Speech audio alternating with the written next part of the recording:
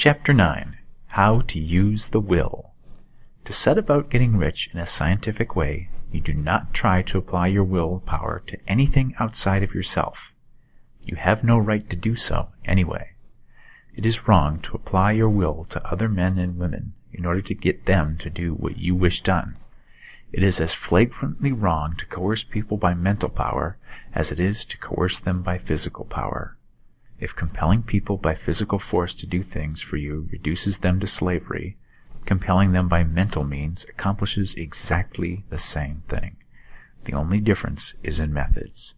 If taking things from people by physical force is robbery, then taking things by mental force is robbery too. There is no difference in principle. You have no right to use your willpower upon another person, even for his own good, for you do not know what is for his good. The science of getting rich does not require you to apply power or force to any other person in any way whatsoever. There is not the slightest necessity for doing so. Indeed, any attempt to use your will upon others will only tend to defeat your purpose. You do not need to apply your will to things in order to compel them to come to you. That would simply be trying to coerce God, and would be foolish and useless, as well as irreverent. You do not have to compel God to give you good things, any more than you have to use your willpower to make the sun rise. You do not have to use your willpower to conquer an unfriendly deity, or to make stubborn and rebellious forces do your bidding. Substance is friendly to you, and is more anxious to give you what you want than you are to get it. To get rich, you need only use your willpower upon yourself. When you know what to think and do, then you must use your will to compel yourself to think and do the right things. That is the legitimate use of the will in getting what you want, to use it in holding yourself to the right course. Use your will to keep yourself thinking and acting in a certain way. Do not try to project your will, or your thoughts, or your mind out into space to act on things or people. Keep your mind at home. It can accomplish more there than elsewhere. Use your mind to form a mental image of what you want, and to hold that vision with faith and purpose, and use your will to keep your mind working in the right way. The more steady and continuous your faith and purpose, the more rapidly you will get rich, because you will make only positive impressions upon substance, and you will not neutralize or offset them by negative impressions. The picture of your desires, held with faith and purpose, is taken up by the formless and permeates it to great distances throughout the universe, for all I know. As this impression spreads, all things are set moving toward its realization. Every living thing, every inanimate thing, and the things yet uncreated are stirred toward bringing into being that which you want. All force begins to be exerted in that direction. All things begin to move toward you. The minds of people everywhere are influenced towards doing the thing necessary to the fulfilling of your desires, and they work for you unconsciously. But you can check all this by starting a negative impression in the formless substance. Doubt or unbelief is as certain to start a movement away from you as faith and purpose are to start one toward you.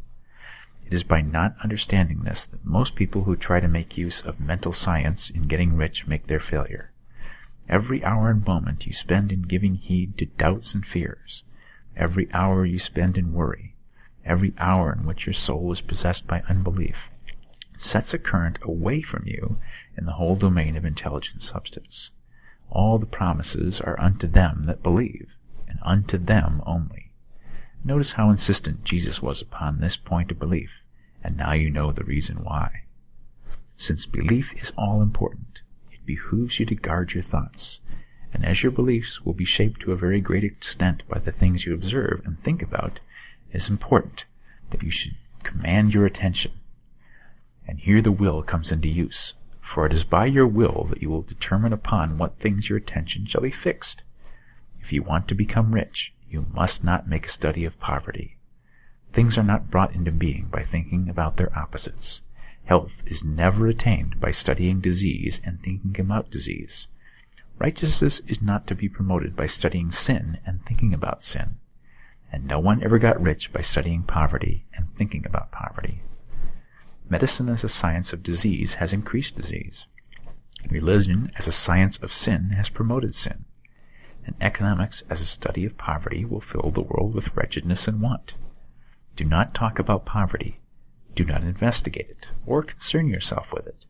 Never mind what its causes are. You have nothing to do with them. What concerns you is the cure.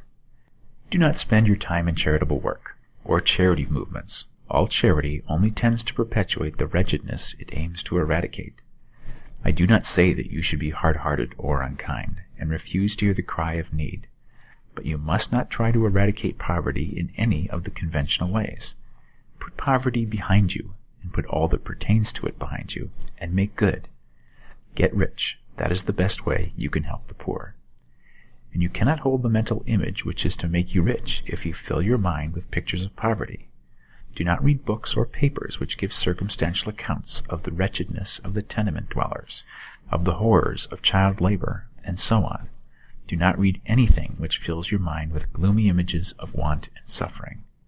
You cannot help the poor in the least by knowing about these things, and the widespread knowledge of them does not tend at all to do away with poverty.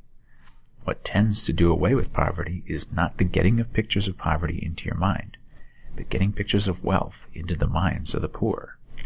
You are not deserting the poor in their misery when you refuse to allow your mind to be filled with pictures of that misery. Poverty can be done away with, not by increasing the number of well-to-do people who think about poverty, but by increasing the number of poor people who purpose with faith to get rich. The poor do not need charity. They need inspiration. Charity only sends them a loaf of bread to keep them alive in their wretchedness, or gives them an entertainment to make them forget for an hour or two.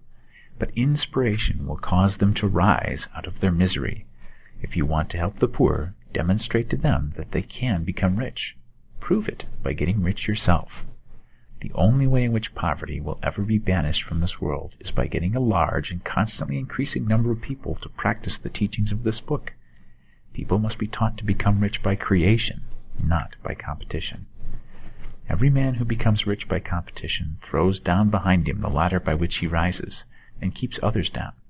But every man who gets rich by creation opens a way for thousands to follow him, and inspires them to do so. You are not showing hardness of heart or an unfeeling disposition when you refuse to pity poverty, see poverty, read about poverty, or think or talk about it, or to listen to those who do talk about it. Use your willpower to keep your mind off the subject of poverty, and to keep it fixed with faith and purpose on the vision of what you want.